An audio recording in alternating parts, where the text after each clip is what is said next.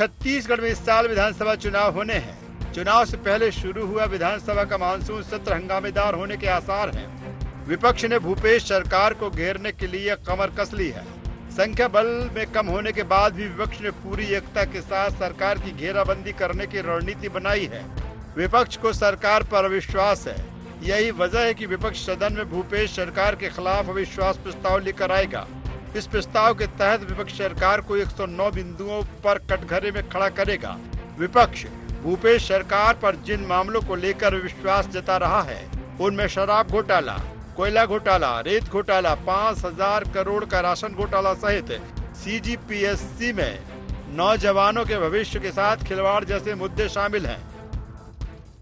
हम लोगों ने यह तय किया है छत्तीसगढ़ की भूपेश सरकार के खिलाफ, उसके मंत्रिपरिषद के खिलाफ पिछले 30 तारीख को हमने अविश्वास प्रस्ताव की सूचना दी है। विधानसभा सचिवालय 109 बिंदुओं का आरोप पत्र छत्तीसगढ़ की कांग्रेस सरकार के खिलाफ में, भूपेश सरकार के खिलाफ में भारतीय जनता पार्टी आज प्रस्तुत करने जा रही है। इस सरकार में जिस तेजी के साथ में भ्रष्टाचार बढ़ा, नित नए किस्म के घोटाले हुए, 4,000 से ज्यादा करोड़ रुपए का कोयला घोटाला, 2,000 से ज्यादा का शराब घोटाला, राशन घोटाला, PSC के भर्ती में घोटाला, 5,000 करोड़ से ज्यादा का राशन घोटाला हो गया। गरीबों का राशन भी ये सरकार स्वयं खाली गरीबों तक नहीं पहुंच पाई।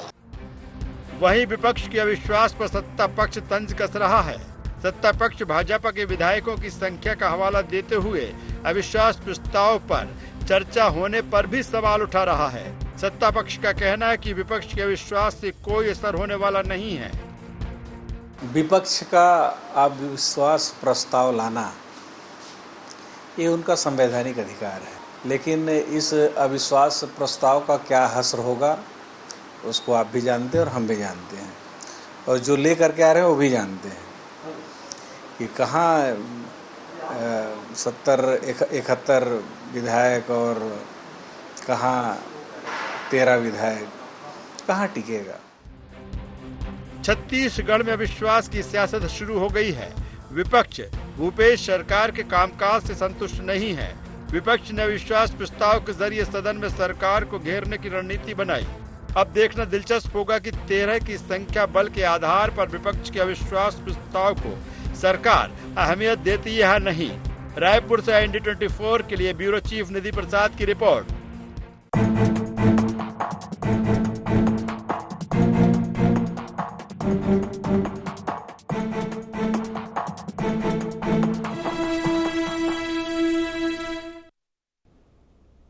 नमस्कार, जय जोहार, गुहार। छत्तीसगढ़ में आप सभी का स्वागत है। मैं हूं आपके साथ दिव्यांशु जोशी। तो छत्तीसगढ़ की भूपेश सरकार भले ही सूबे को विकास की राह पर ले जाने के दावे कर रही हो, लेकिन विपक्ष को भूपेश सरकार के दावों पर विश्वास नहीं है, और यही वजह है कि विपक्ष ने सरकार के खिलाफ सदन में अविश्वास प्रस्ताव लाने की तैयारी कर ली है, जहां विपक्ष सरकार की 109 बिंदुओं पर घेराबंदी करेगा। तो वहीं सत्ता पक्ष विपक्ष के अविश्वास पर तंज कस रहा है। तो आज इसी विषय को लेकर के हम चर्चा करेंगे, लेकिन चर्चा करने से पहले जान लेते हैं क्या है आज के गुहार पॉइंट्स। छत्तीसगढ़ में अविश्वास पर आर पार क्यों? भूपेश सरकार पर अविश्वास क्यों जता रहा विपक्ष? क्या संख्या बल के आधार पर विपक्ष कर पाएगा सरकार का मुकाबला? क्या सदन में विपक्ष का विश्वास सड़क पर बनेगा चुनावी हथियार? तो इन्हीं कुछ बिंदुओं को लेकर के चर्चा को विस्तार देते हैं, और चर्चा को विस्तार देने के लिए हमारे साथ 3 खास मेहमान जुड़ रहे हैं। हमारे साथ चर्चा में जुड़ रहे हैं धनंजय सिंह ठाकुर जी, जो कि कांग्रेस प्रवक्ता हैं। साथ ही साथ हमारे साथ जुड़ रहे हैं उमेश घोरमोड़े जी, जो कि बीजेपी प्रवक्ता हैं, और हमारे साथ जुड़ेंगे डॉक्टर अजय चंद्राकर, जो कि राजनीतिक विश्लेषक हैं। आप तीनों ही मेहमानों का बहुत बहुत स्वागत है ND24 में। तीनों के साथ हम चर्चा को आगे बढ़ाएंगे। सबसे पहले मैं शुरुआत करना चाहूंगा धनंजय सिंह ठाकुर जी से। धनंजय जी, विपक्ष अविश्वास प्रस्ताव लाने वाला है, उन्हें आपके कामों पर बिल्कुल भी विश्वास नहीं है, क्या कहेंगे इस पर? विपक्ष में जो लोग हैं ना, वो छत्तीसगढ़ सरकार की योजनाओं के हितग्राही भी हैं। अगर मैं किसानों की कर्ज माफी की बात कर लूं या किसानों को धान की 2500 देने की बात कर लूं, तो डॉक्टर रमन सिंह जी को भी जब धान बेचने जाते हैं तो हमारी सरकार 2500 पर देती है। हर भाजपा कार्यकर्ता के घर में, हर नेता के घर में बिजली विभाग की योजना पहुंच रही है। अगर मैं बात करूं आंगनबाड़ी कार्यकर्ता, मितानिन कार्यकर्ता, हमारी सरकार की योजना है सभी योजनाओं का लाभ सभी को मिलेगा, पहली बात। दूसरी ओर भारतीय जनता पार्टी के पास इस प्रदेश में मुद्दा नहीं, जिस विषय को लेकर वो सदन में अविश्वास प्रस्ताव की बात कर रहे हैं उसी विषयों को लेकर ये आंदोलन किए थे, जनता को उनको समर्थन नहीं पाया। जैसे कि 2 छोटे उदाहरण आपको बताना चाहूंगा मैं इनके आंदोलन का। जैसे प्रधानमंत्री आवास इन्होंने दावा किया कि 7 लाख आवेदन इनके पास आए थे। जब माननीय मुख्यमंत्री भूपेश बघेल जी ने 7 लाख आवेदन इनसे मांगे, दीजिए इनकी भौतिक सत्यापन कराएंगे और केंद्र सरकार को भेज देंगे ताकि उन हितग्राहियों को लाभ मिल जाए। 7 आवेदन भारतीय जनता पार्टी नहीं दे पाई। किसानों के मसले में कहता हूँ, इन्होंने खेत सत्याग्रह किया था, इन्होंने भारत पर बात करने की बात की थी, किसान वहां नहीं पहुंचे थे। इसके बाद में बात अगर इनकी करना चाहूंगा कि जिस प्रकार से बेरोजगारी भत्ता को लेकर आंदोलन करने की कोशिश किया, तो बेरोजगार इनसे सवाल पूछने लगे, आप होते कौन है बेरोजगारी भत्ता बात करने वाले, लोगों को रोजगार दीजिए। और भूपेश बघेल जी की सरकार तो बेरोजगारी भत्ते की वादा नहीं की, उसके बाद भी हमने बेरोजगारी भत्ता देने का काम किया है। शराबबंदी के मुद्दे पर भारतीय जनता पार्टी मुंह खा गई है। जिस केंद्रीय योजनाओं के चावल पे हेराफेरी की बात करते हैं, उसी केंद्र सरकार के अधिकारी छत्तीसगढ़ जांच करने आते हैं, क्लीन चिट देके चले जाते हैं। क्योंकि भूपेश बघेल जी की सरकार तो हर परिवार को 35 किलो राशन दे रही है और 2-2 महीने का राशन निःशुल्क दी है। तो जिस सरकार जो जन कल्याणकारी सरकार है उसके भारत पर झूठे आरोप लगा रही है। सड़क पर वो तो मुद्दे समाप्त हो गए, सदन पर ही हंगामा करेंगे। ठीक है। उमेश जी से मैं प्रतिक्रिया ले लेता हूँ। उमेश जी, कोई खास तवज्जो नहीं दी जा रही है आपके अविश्वास प्रस्ताव को, क्या कहेंगे? देखिए, उसके पीछे गहरा कारण है।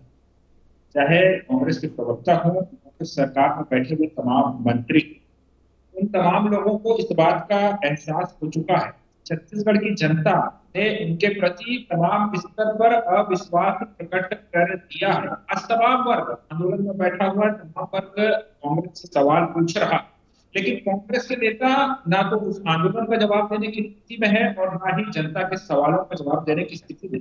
अभी मैं माननीय मंत्री जी को सुन रहा, इस प्रकार का ग्रुप, इस प्रकार का घमंड यहाँ पर दिख रहा था।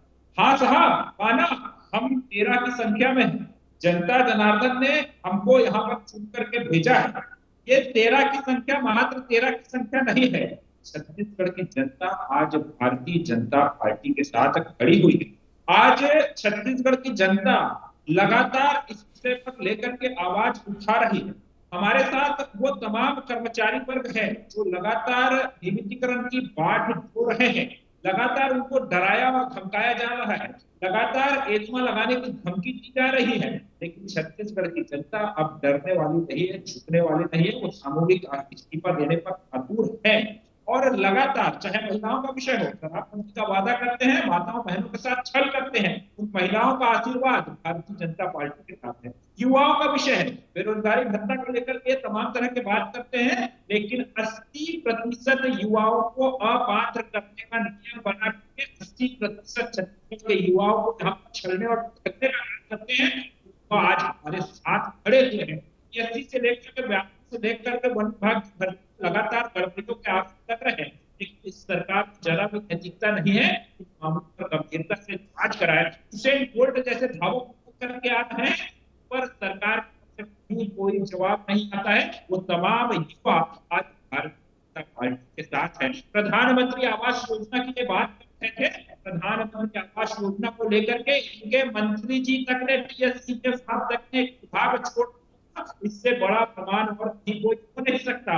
और उससे महत्वपूर्ण टीएससी के साथ में घोषणा पत्र में रहने से कर दिया, अर्थात इस सरकार के उप मुख्यमंत्री ने ये किया है। उमेश जी, उमेश जी आपका ऑडियो थोड़ा सा डिस्टर्ब हो रहा है। मैं आपके पास वापस आता हूं, एक बार फिर से मैं रुक करना चाहूंगा धनंजय जी का।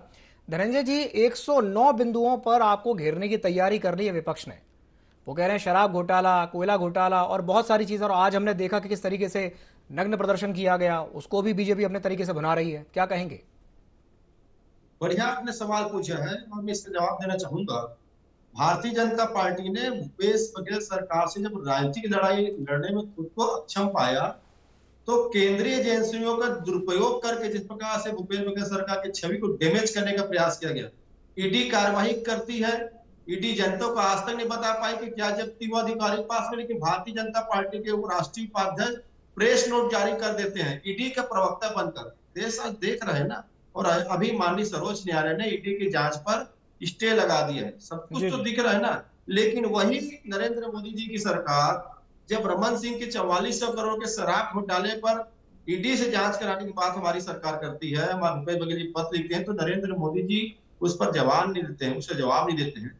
और वो 4400 करोड़ का शराब आप देखेंगे दिवांशु जी, जिस प्रकार से 138 साल पुरानी शराब नीति को बदलकर रमन सिंह की सरकार ने शराब में घोटाला किया, आज दिल्ली में वही हालात है।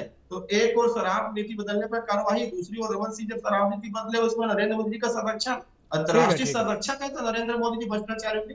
दूसरी बात 109 नहीं, मैं तो कह रहा हूँ आप 1000 बिंदु को बना लीजिए, लेकिन आपके जो आरोप है जिसको सड़क पर जनता ने खारिज कर दिया, वो जनता इस बात को समझती है कि भारतीय जनता पार्टी सत्ता में जाने के बाद इस राज्य के विकास को प्रभावित करना चाहती है।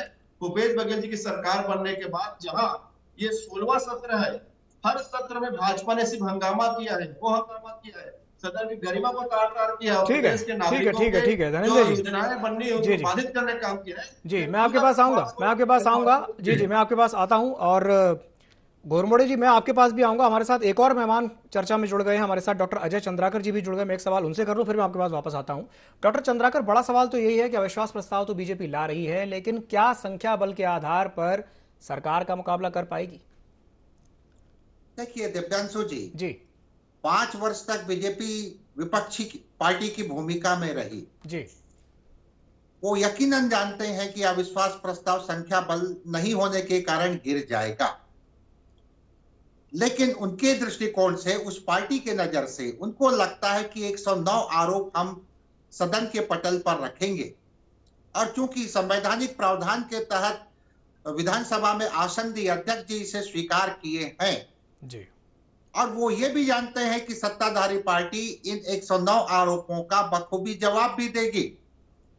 लेकिन मूल बात यह है यहाँ पर कि एक ऐसा मंच मिलेगा, ऐसा फ्लोर मिलेगा जिसमें बीजेपी 109 विषय को सदन के पटल पर रखकर अपने पार्टी के हित से जनता में को कम्युनिकेट करने का कार्य करेगी, और सत्ताधारी पार्टी इसका जवाब दे करके वो अपना पक्ष रखते हुए जनता से वो भी कम्युनिकेट होगी।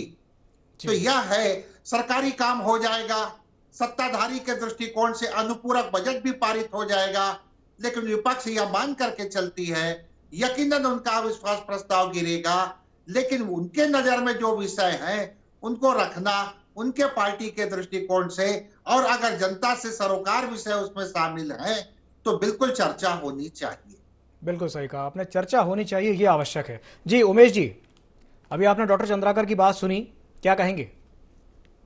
दिव्यांशु जी, आज छत्तीसगढ़ के इतिहास में आज काला दिन है, और मैं तो समझता हूं कि देश भर में ये ऐसी पहली घटना छत्तीसगढ़ के अंदर में आज घटित हुई है, जिसको लेकर के अभी आपने कांग्रेस के प्रवक्ता से भी सवाल किया, लेकिन उन्होंने उसका जवाब नहीं दिया, वो किसी और ट्रैक पर भागते हुए दिखे। ये बड़ी शर्मनाक स्थिति है कि छत्तीसगढ़ के इतिहास में अनुसूचित जाति जनजाति के युवाओं को इस प्रकार के हालात निर्मित हो गए कि उनको नग्न अवस्था में जाकर के विधानसभा के अंदर में प्रदर्शन करना पड़ा। अर्थात इस सरकार के खिलाफ नाराजगी का स्तर क्या है, नाराजगी कितने सतह पर आ चुकी है, वो युवा कितने पीड़ित होंगे, कितने आहत होंगे जो इस स्तर तक जाकर के उनको यहाँ पर प्रदर्शन करना पड़ा। ये बताता है कि किस प्रकार देश की सरकार के खिलाफ तमाम वर्गों का आक्रोश यहाँ पर निकल करके आ रहा है, और एक प्रकार से इस सरकार के प्रति अविश्वास इस प्रकार से छत्तीसगढ़ के तमाम अलग अलग वर्गों से निकल करके आ रहा है।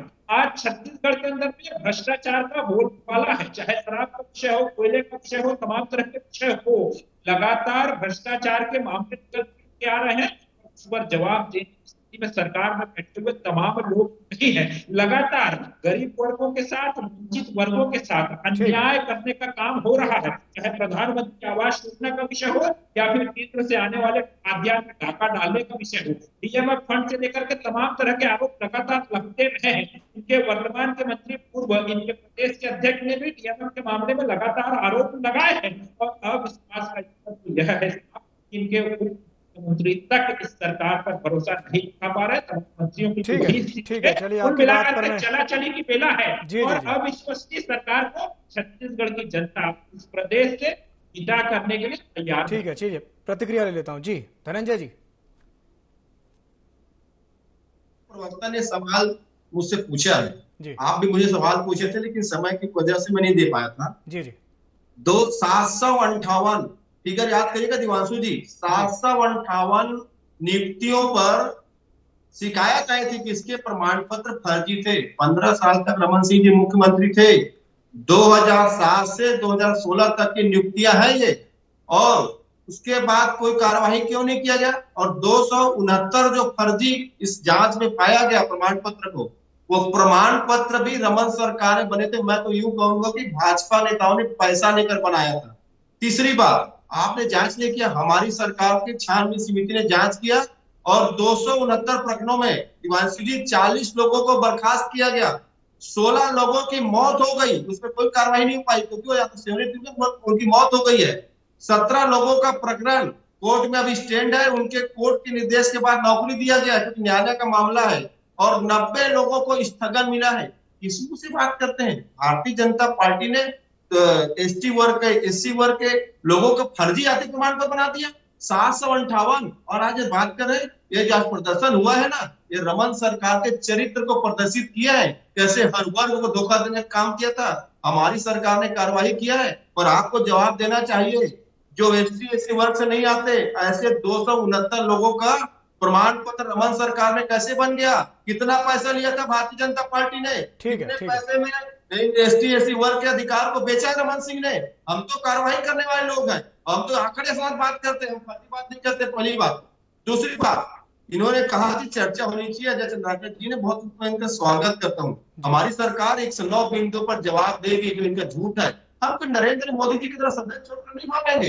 जब राहुल जी ने पूछा कि 20,000 करोड़ डालने के सेल कंपनी लगा किसका है, पूरे सदन को म्यूट कर दिया गया। जब किसानों की बात की गई, पूरे सदन को म्यूट कर दिया गया। जब युवाओं के रोजगार की बात की, सदन को म्यूट कर दिया गया। जब बताया गया कि कोविड आ रहा है, सदन को म्यूट कर दिया। हम लोकतंत्र के लोग हैं, हम इस बात का स्वागत करते हैं। इनके 109 बिंदु का सवाल हमारे क्लियरिफिकेशन होगा, जब हम उसका जवाब देंगे। हम मैदान छोड़ नहीं भागेंगे। भाजपा के नेता सुनने की क्षमता रखें। चलिए मैं रिएक्शन ले लेता हूं जी। उमेश जी, वो कह रहे हैं सुनने की क्षमता रखें। हम सुन ही रहे हैं, छत्तीसगढ़ की जनता भी देख ही रही। और आप बात कर रहे हैं जाति प्रमाण पत्र और फर्जी और नकली। जिस कांग्रेस ने छत्तीसगढ़ में प्रथम मुख्यमंत्री अजीत जोगी के रूप में दिया, और वहीं से सवाल निकल करके आया जाति को लेकर कि भैया असली प्रमाण पत्र है कि नकली प्रमाण पत्र है, वो कांग्रेस आज जाति के विषय में यहाँ पर सवाल उठा रही है। और ये 15 वर्ष ये 15 वर्ष क्या करते हैं? 5.25 वर्षों तक आप क्या कर रहे थे?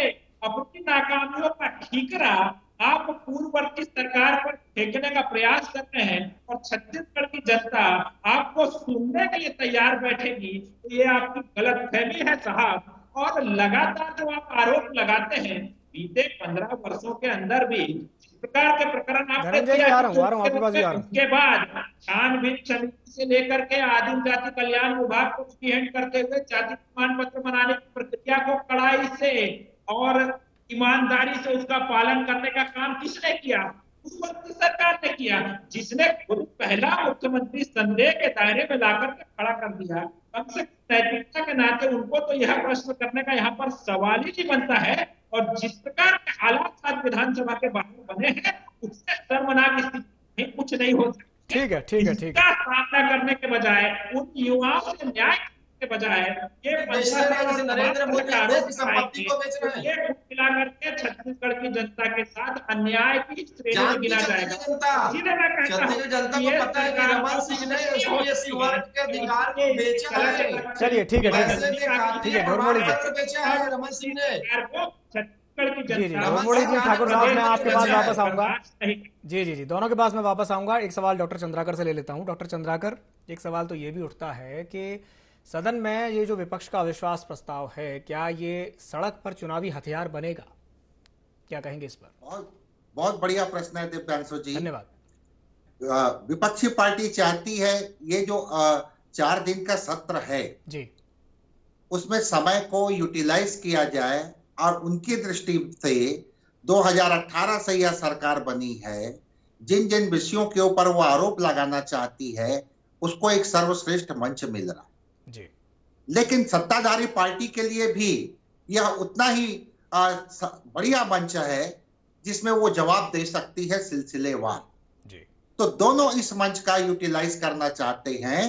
और क्योंकि छत्तीसगढ़ के राजनीति के पर्यावरण में 2018 से लेकर के नाउ ए डे तक हम क्योंकि फेडरल सिस्टम को अपनाते हैं, और फेडरल सिस्टम में यहां जनरली यही देखा गया कि आरोप प्रत्यारोप को गोवा केंद्र बनाम प्रदेश।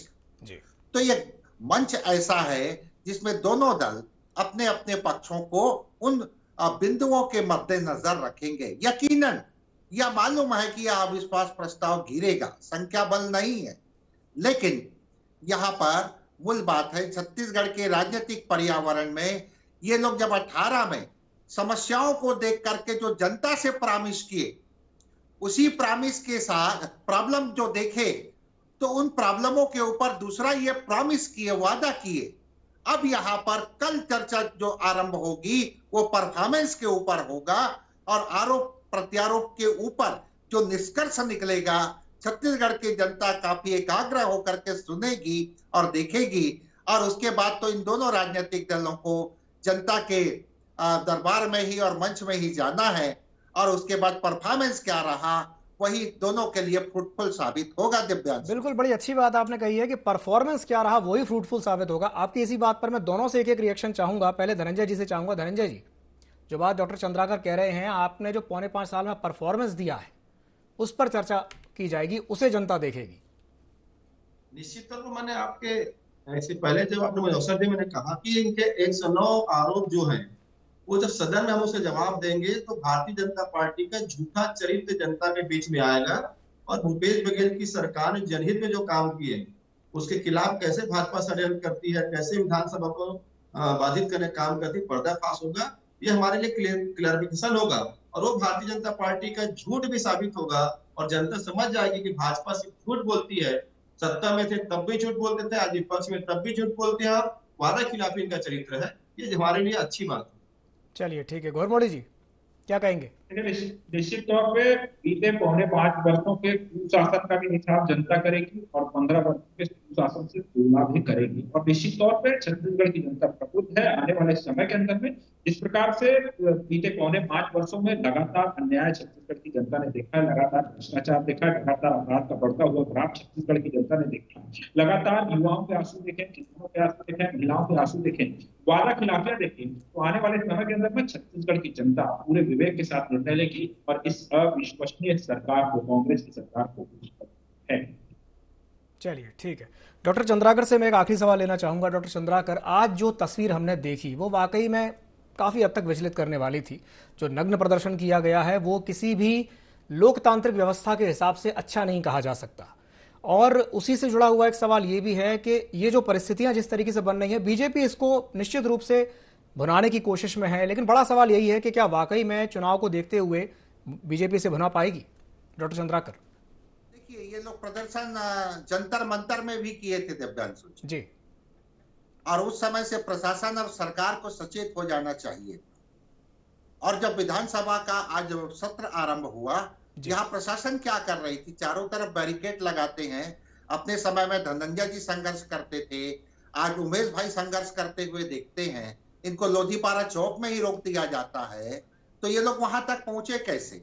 ये पुलिस प्रशासन है जिनकी जिम्मेदारी थी इस तरह की तस्वीर सामने ना आती। और ये लोग जब जंतर मंतर में प्रदर्शन भी किए थे और बार बार यह कह रहे थे, लेकिन यह मुद्दा तो है फर्जी जाति प्रमाण पत्र का मुद्दा, और इसके ऊपर जो ब्यूरोक्रेसी है वो निश्चित रूप से अभिमत बहुत पहले दे सकती थी, लेकिन प्राय चुनाव के समय देखा जाता है कोई भी पार्टी सरकार में रहे, ये एलिट ब्यूरोक्रेसी जो शिथिल पड़ जाते हैं और उनको जनता या जो पार्टी सत्ता में रहती है या फिर उस प्रदेश के छवि से इनको कोई लेना देना नहीं रहता, और उसी का एक परिणाम है ये दिव्यांशु। जी जी बिल्कुल सही कहा आपने। आप ही की बात से एक सवाल और बड़ा अच्छा सा निकला है, जो आपने कहा कि प्रशासन क्या कर रहा था जब इस तरह की चीजें हो रही थी। मैं चाहूंगा कि एक रिएक्शन धनंजय सिंह ठाकुर जी इस बात पर दें। जी धनंजय जी। निश्चित तौर पर प्रशासन ने वहां पर उन प्रदर्शनकारियों को रोकने का काम किया है और उनकी गिरफ्तारी भी हुई, लेकिन लोकतंत्र में आप देखेंगे मर्यादित होकर अपनी बातों को रखने का व्यवस्था है, आजादी है, लेकिन जिस प्रकार से उन्होंने किया मुझे ऐसा लगता है पूरा छत्तीसगढ़ या देश में कहीं भी इस चीज को स्वीकार नहीं किया जाएगा। आप अपनी बात रख सकते हैं, विरोध जता सकते हैं, लेकिन एक मर्यादा होती है। बिल्कुल और ये बिल्कुल बिल्कुल दुखद सही बात कहा हम आपने। लोग को हर वक्त दिखा है। बिल्कुल सही कहा आपने। बहुत बहुत धन्यवाद आप तीनों मेहमान को हमारे साथ जुड़ने के लिए, चर्चा में शामिल होने के लिए। तो विधानसभा का जो मानसून सत्र है वो शुरू हो चुका है। पहला जो दिन रहा वो काफ़ी हंगामेदार रहा और अब विपक्ष भूपेश सरकार की घेराबंदी करेगा। विपक्ष को भूपेश सरकार पर विश्वास नहीं है, इसलिए अब सदन में अविश्वास प्रस्ताव लाया जाएगा। लेकिन बड़ा सवाल यही है कि जिस हिसाब से विधायकों की जो संख्या है, क्या संख्या बल के आधार पर विपक्ष अविश्वास प्रस्ताव लेकर के आ पाएगा और क्या वो अविश्वास प्रस्ताव सदन में टिक पाएगा, ये बड़ा सवाल है। गुहार छत्तीसगढ़ में फिलहाल के लिए इतना ही। मुझे दीजिए इजाजत और आप बने रहिए IND24 के साथ। नमस्कार।